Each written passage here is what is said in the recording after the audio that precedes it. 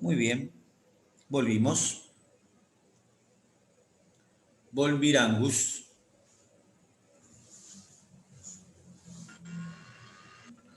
Dun, dun, dun, dun, dun. Muy bien. Hemos volvido.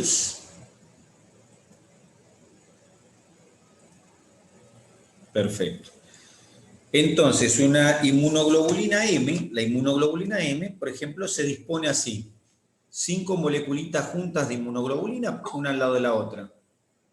Parece como si fuera un copo de hielo, un copo de nieve. Bueno, se dice que la inmunoglobulina M es pentamérica. ¿Está bien?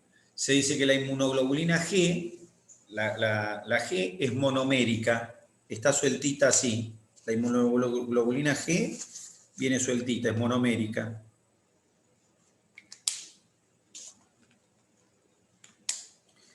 Entonces tengo inmunoglobulinas, ¿está bien? Que pueden venir sueltitas así, pueden venir pegaditas así, pentaméricas, ¿está bien? Pueden venir unidas de a dos, diméricas, ¿está bien? Es decir, que existen inmunoglobulinas que tienen distintas formas espacial y así se las clasificó en inmunoglobulina M, G, A, E, D, ¿está bien? O sea, distintas inmunoglobulinas. Ahora,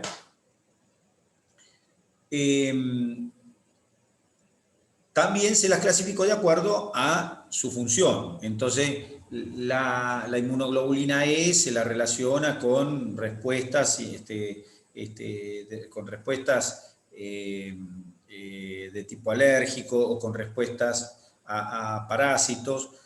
La D no se conoce bien para qué sirve. La inmunoglobulina A es la más inespecífica de todas, esa se secreta en la piel, en la leche materna, en las mucosas se secreta inmunoglobulina A, que tiene cierta inespecificidad. Y después está la M, que es de respuesta inmediata, y la G, que es de respuesta tardía, que así se llaman, o de memoria. Eh, y bueno, eso son las características en términos generales. Pero dentro de cada tipo de inmunoglobulina hay cientos, por no decir miles, de variedades. Hay inmunoglobulina M que reconoce proteínas que están en el virus de hepatitis A. Hay inmunoglobulina M que reconoce el antígeno australiano o antígeno S del hepatitis B. Hay inmunoglobulina que reconoce el antígeno de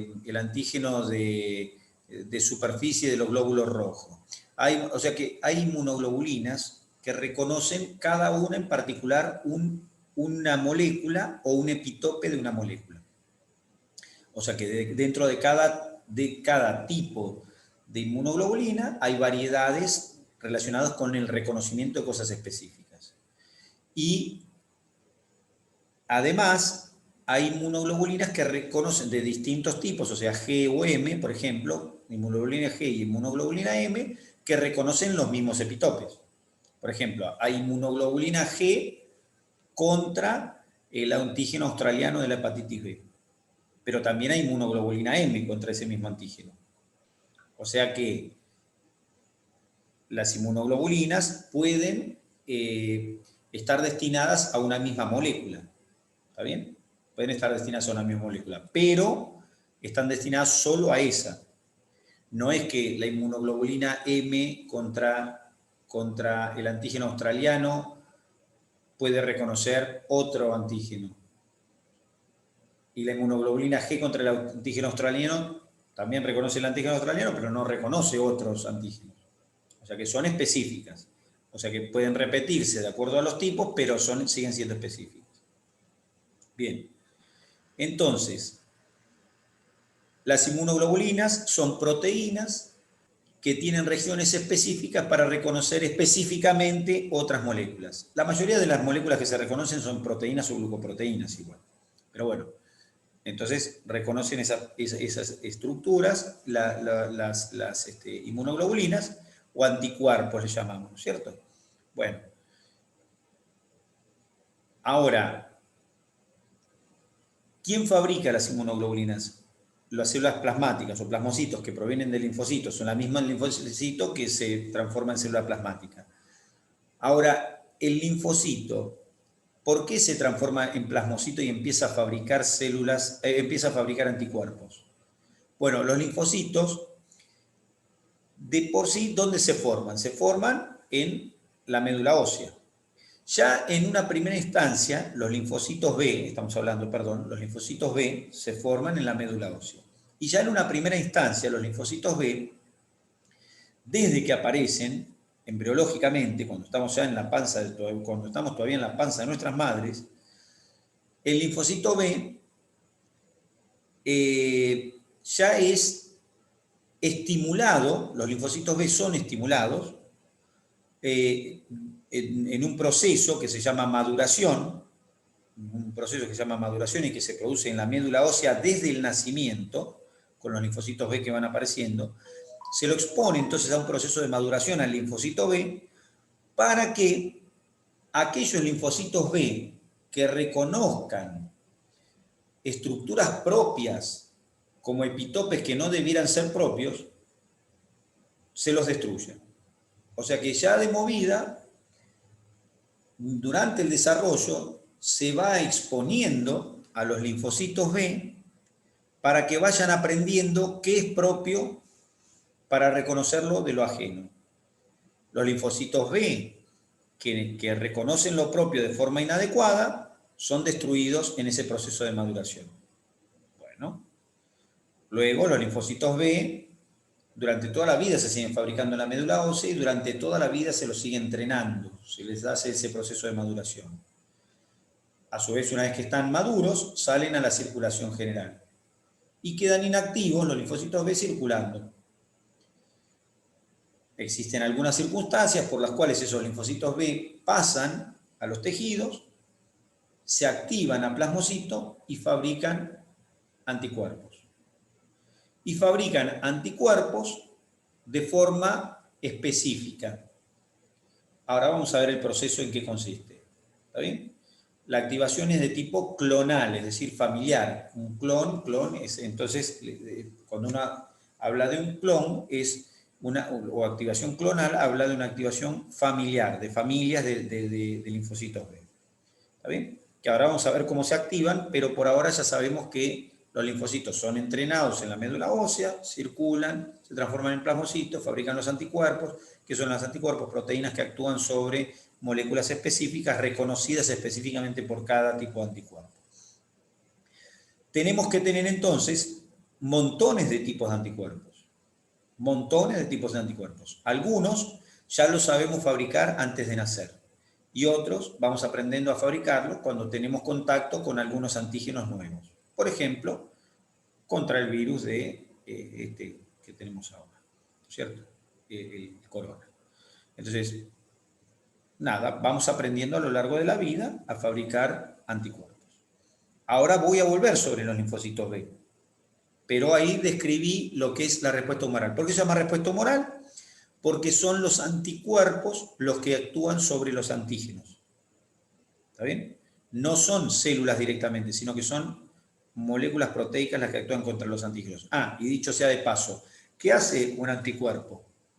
¿Qué hace un anticuerpo? Porque uno dice, bueno, fabrico anticuerpos que sirven para matar el virus ¿cómo es que se llama? Nuestro amigo, el corona. ¿Está bien? El SARS-CoV-2. Fabrico anticuerpos que me van a hacer inmune contra el SARS-CoV-2. ¿Y qué hacen los anticuerpos para deshacerse del SARS-CoV-2? ¿Algunos saben qué hacen? Ya que tal, les pregunto así, porque este monólogo. ¿Qué hace? ¿Cómo es que actúa un anticuerpo contra un virus? ¿Qué creen que le hace el anticuerpo al virus? Lo neutraliza. ¿Escucharon hablar de... Ah, espere que no les escuchó en lo que me está diciendo. Ahora sí. ¿Qué me decía? ¿Alguien dijo algo? Que lo neutraliza. Bueno, los neutraliza. Bueno, en parte está bien esa palabra. ¿Y en qué consistiría neutralizar? ¿Qué podrá consistir neutralizar?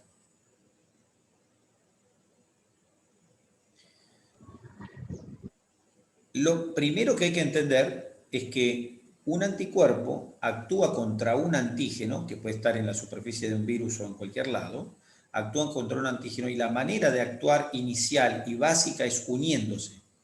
Un anticuerpo no puede actuar contra ningún antígeno si no está unido a él.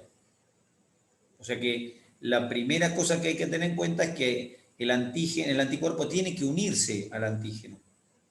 ¿Está bien? Y formar un complejo antígeno-anticuerpo. Eso siempre tiene que ser así, si no, el anticuerpo no está trabajando contra el antígeno. De ahí la importancia de la especificidad. O sea que lo primero que va a hacer el anticuerpo es unirse al antígeno. Y a consecuencia de esa unión, puede, por ejemplo, inactivarlo. ¿Cómo inactiva el antígeno? Por ejemplo, haciéndolo precipitar en un tejido.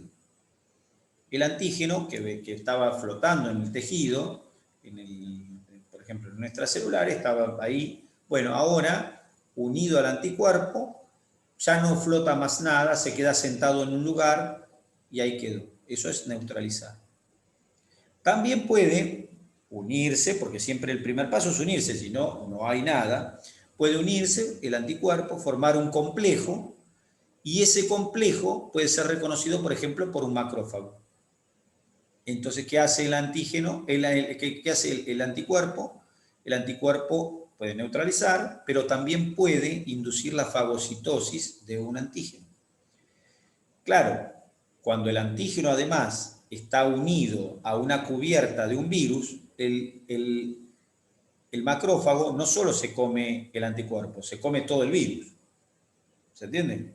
O sea que si si el anticuerpo está pegado en una superficie y viene un macrófago y reconoce, entonces tengo el anticuerpo, tengo el virus, el anticuerpo, el antígeno del virus, perdón.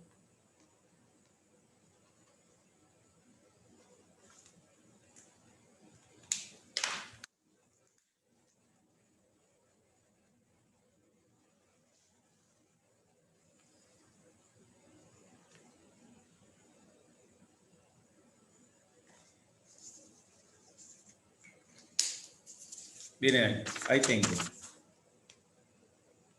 Tengo en azul un virus, que en su cubierta tiene un antígeno amarillo.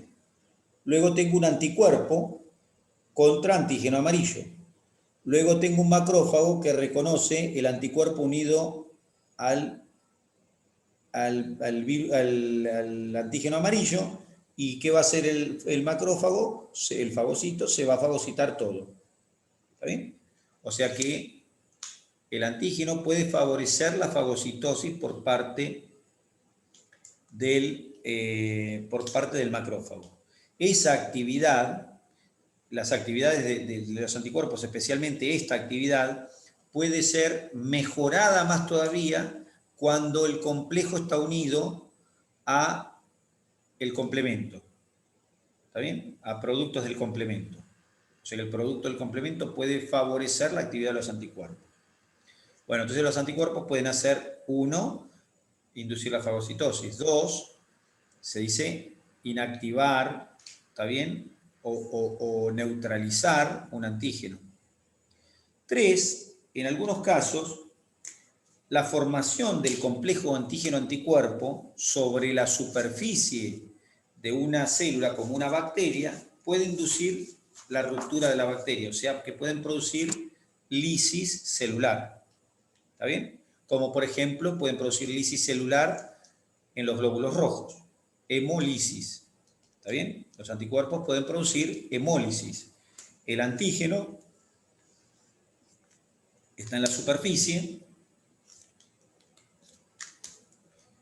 El antígeno está en la superficie, un antígeno en superficie, y el anticuerpo se le une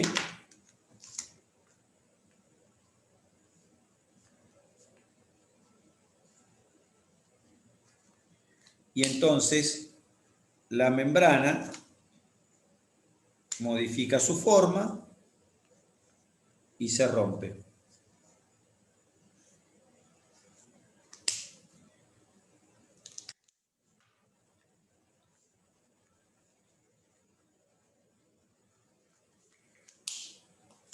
Lisis celular.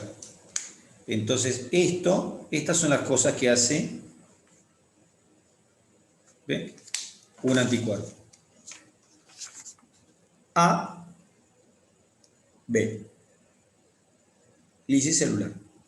Y después el macrófago, vienen los macrófagos, los polimorfonucleares y se fagocitan todo lo que se destruyó. Pero bueno, es una respuesta destructora. Con esto se pueden destruir bacterias, pero ojo, porque este mismo sistema sirve para destruir células propias. Puede ser un glóbulo rojo. Por ejemplo, una persona que tiene anticuerpos contra el grupo A, porque no tiene grupo A, y entonces, o tiene grupo 0, no tiene ni A ni B, entonces tiene en su sangre anticuerpos contra A y contra B, es decir, contra antígenos que están en la superficie del glóbulo rojo, entonces le ponen a ese sujeto un glóbulo rojo que tiene en su superficie antígeno A, y los anticuerpos van y hacen esto. Pero lo hacen directamente en el torrente sanguíneo esto. ¿Está bien? Bueno, lo que puede ser muy peligroso, hemólisis intravascular.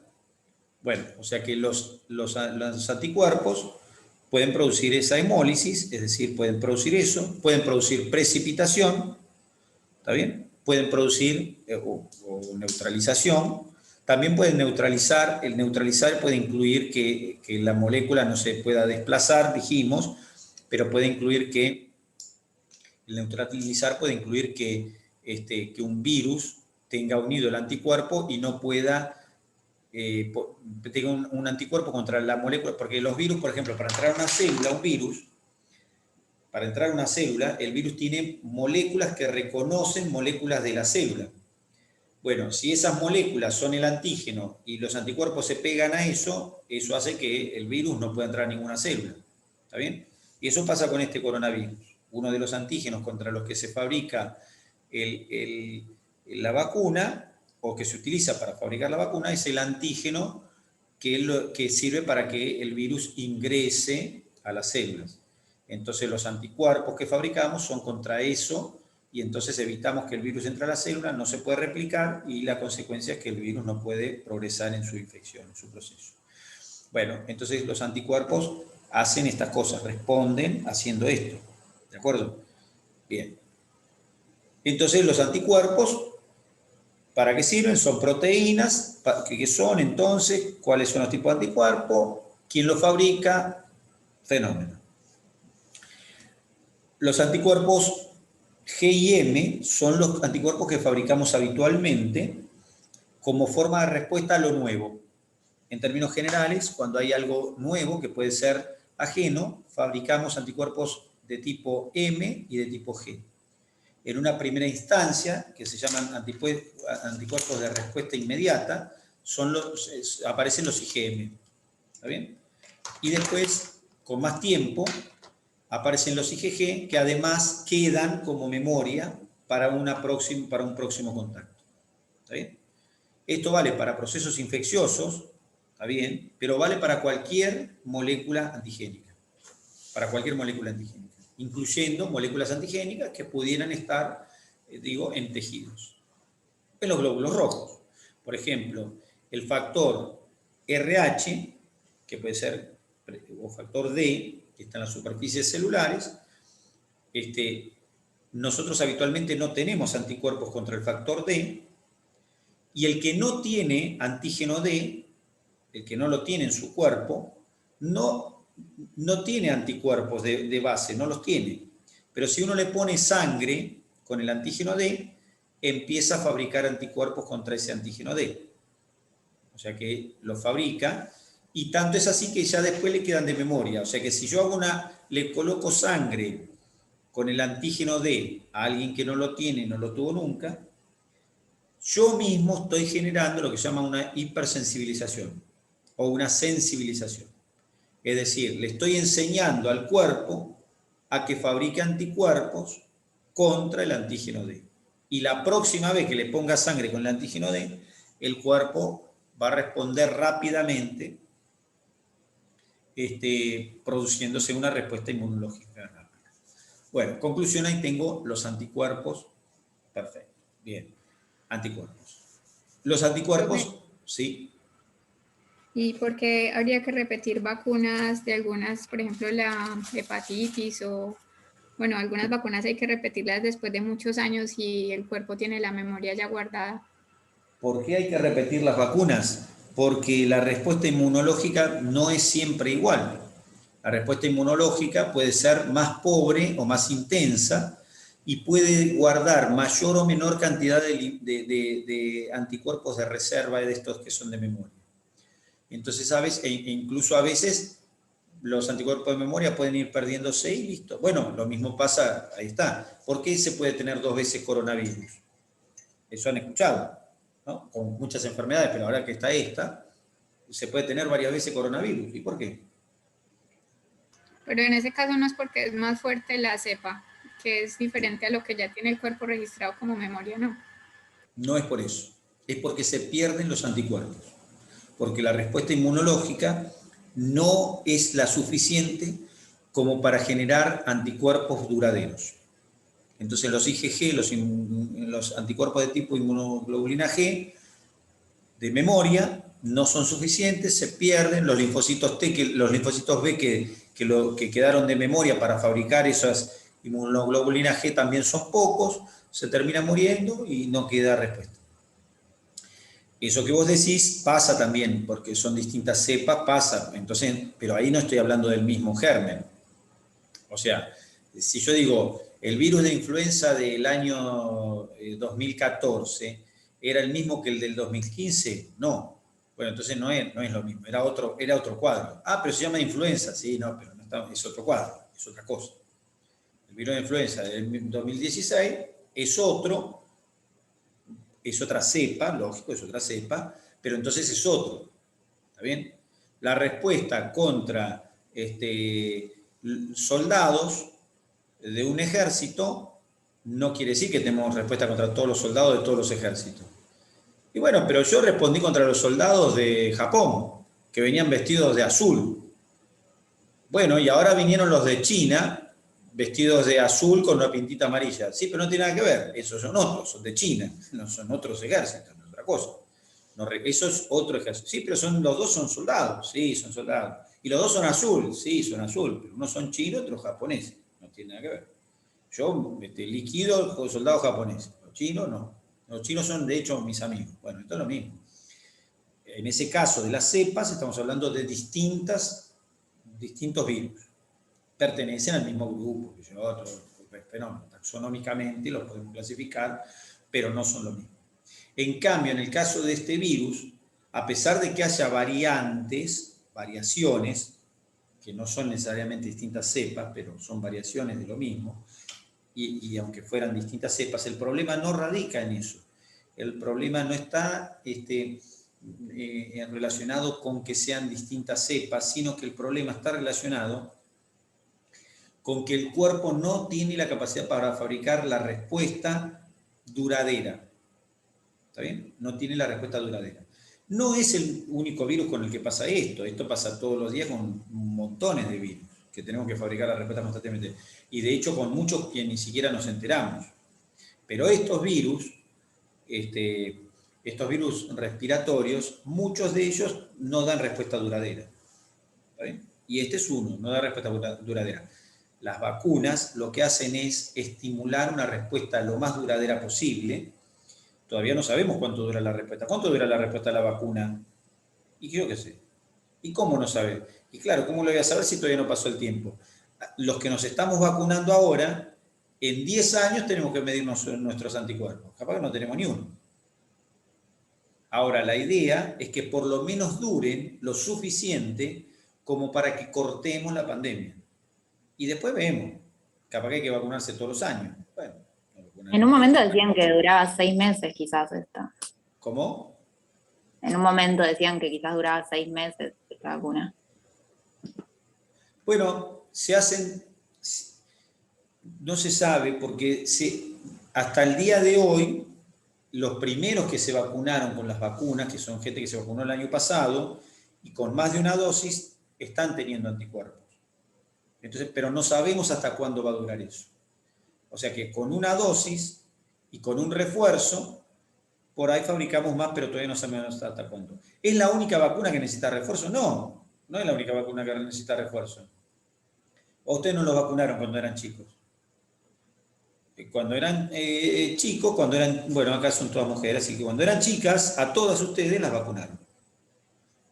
¿Y cuántas veces? Varias, con cada vacuna.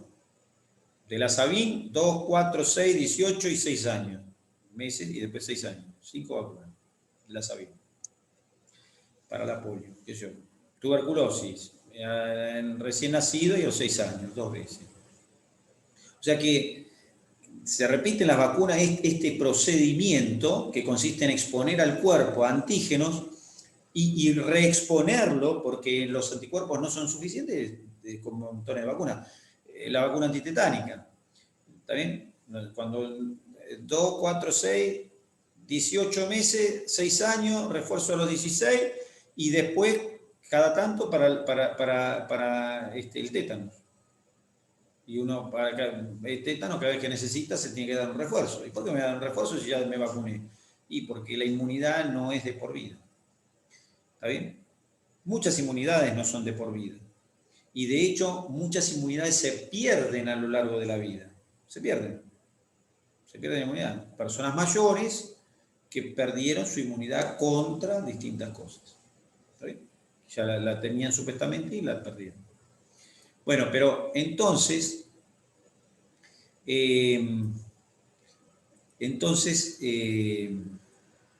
Profe, sí, me quedó una duda con la cadena liviana de las inmunoglobulinas, sí. que tienen las regiones variables. Ahora, esas regiones variables son entre diferentes inmunoglobulinas, no es que en una misma puede variar.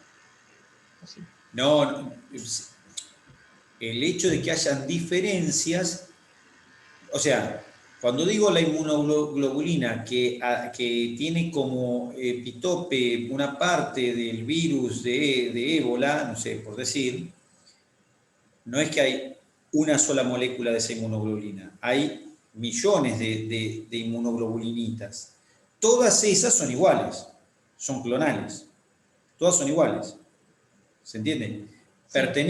Pueden pertenecer al tipo IgM o al IgG, ponele, pero esa región hipervariable es igual. Esas actúan solo específicamente contra ese epitope. Claro, está bien. Y nada más. Ahora después pueden ser G o M. O sea que el tipo GM, nada, es por algunas características. Si aparecen más temprano o más tarde, si son diméricas, pentaméricas, no sé. Algunas variedades, cómo solubilizan. Son variedades de las inmunoglobulinas para dividirlas en grupos. Pero después de cada grupo hay inmunoglobulina específica para cada epitope, para cada antígeno. ¿Está bien? Claro. Y esa región no varía en esa inmunoglobulina. Y no, esa no varía porque es para eso solo. Y si claro, variara, claro. sería una inmunoglobulina, en vez de para el de ébola, sería para el de no sé qué. Claro. Al variar ya es otra. ¿Está bien? ¿Y qué es variar? Simplemente que cambie la cadena de aminoácidos. Entonces cambia la conformación espacial y ya es otra cosa. Y ya no sirve para una, sino que puede servir para otra o para nada, no sé. ¿Está bien? Sí. Bueno, entonces ahí tengo las inmunoglobulinas que se liberan en el medio y cómo actúa una inmunoglobulina. Y bueno, perfecto. Después vuelvo sobre eso porque todavía me falta entender cómo es que el linfocito B puede fabricar inmunoglobulinas específicas contra un antígeno con el cual incluso a veces no tuvo contacto previo todavía. Y también me falta entender por qué se activan los linfocitos B, cuál es el mecanismo de activación del linfocito B. Ya sea cualquiera, el de memoria o el nuevo, cualquiera del linfocito B se tiene que, cómo hace para activarse.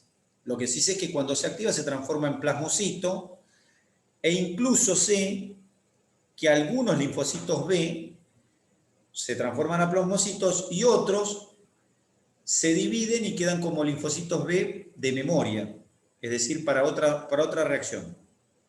Bien. Pero ¿por qué empieza ese proceso? Ahora les cuento. Pero me voy al linfocito T.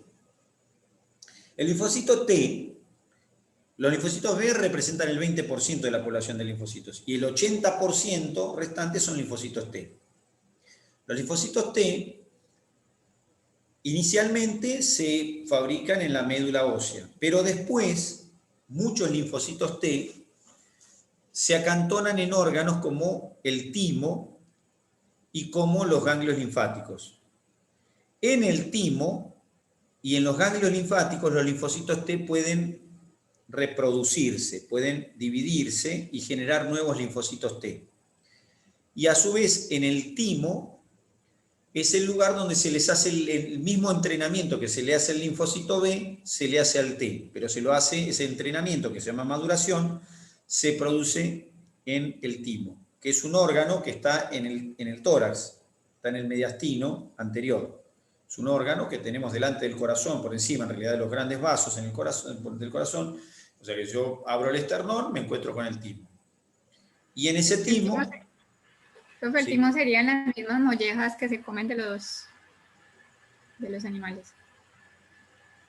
No entendí, ¿el timo de los animales qué? Las mollejas que venden aquí en sí, Argentina. sí, la molleja, bueno, las mollejas son el timo, las glándulas salivales, el páncreas, es decir, nada, mollejas hay distintas mollejas, sí, el timo pertenece a ese grupo de estructuras. Bueno, entonces, los linfocitos T, los T, se pueden sintetizar en la médula, en el timo o en los ganglios linfáticos, pero el proceso de maduración lo hacen en el timo. ¿Está bien? ¿Qué es la maduración? Es exponer al linfocito T a distintas moléculas propias del organismo para ver cómo responde. ¿Quién hace eso? Células de la propia médula, ¿sí? Son células presentadoras, se llaman, que son como las que vimos antes, son células que tienen la capacidad también fagocitaria, los exponen a los linfocitos T, y cuando los linfocitos T responden a epitopes de cosas que están en nuestro cuerpo, esos linfocitos T son fagocitados, son destruidos. Son destruidos y fagocitados. Entonces, eso es un entrenamiento. ¿Está bien? Entonces, uno los ponen ahí en el timo, los ponen como en fila, digamos. No es así, pero es como decirlo, digamos. Y entonces le van mostrando por ahí una prenda. Entonces, le muestran el uniforme azul.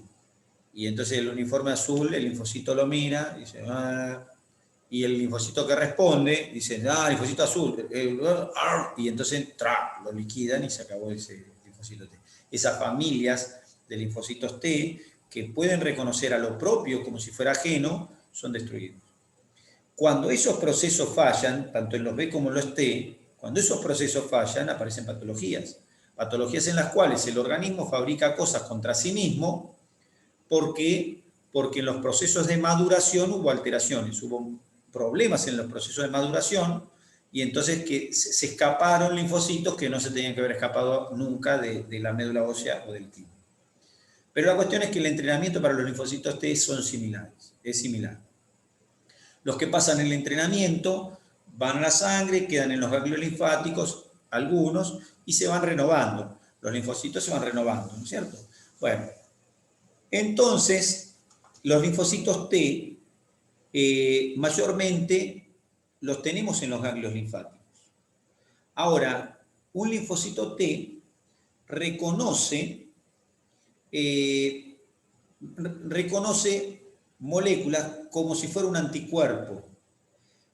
¿Por qué? Porque en su superficie, en la superficie celular, el linfocito T tiene unas moléculas que se llaman TCR. ¿Está bien? El TCR es una molécula similar a la inmunoglobulina. Es una proteína con dos cadenas de anclaje que anclan esa molécula a la cubierta del linfocito, y después tiene dos cadenas que tienen regiones variables e hipervariables. O sea que es como si fuera el TCR, es parecido a una inmunoglobulina. Y las porciones hipervariables y variables de esos TCR son capaces de reconocer moléculas como si fueran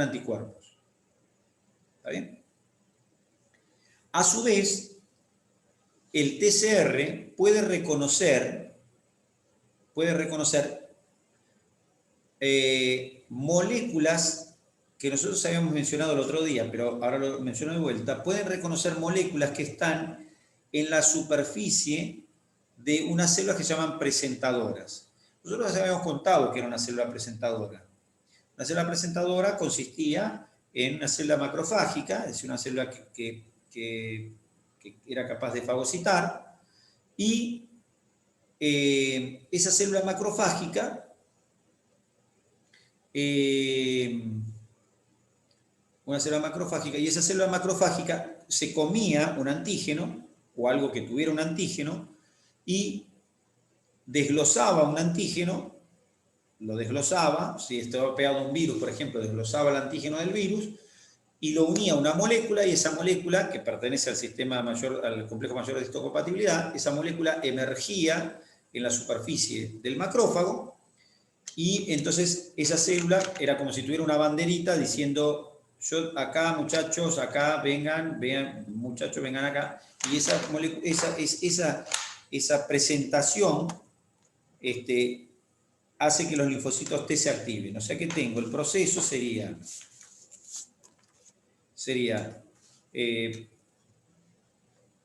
un antígeno, que acá en este caso lo dibujo como una bolita en la superficie de un virus, pongámosle. Luego tengo un macrófago reconociendo esa molécula y fagocitando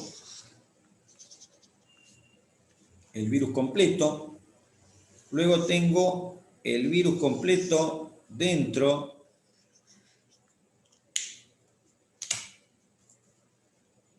del macrófago.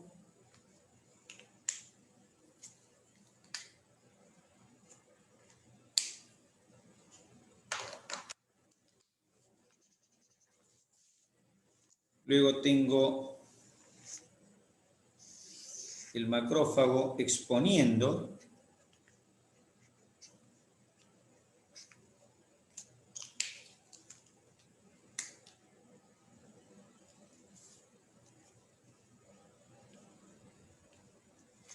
y luego tengo los TCR reconociendo.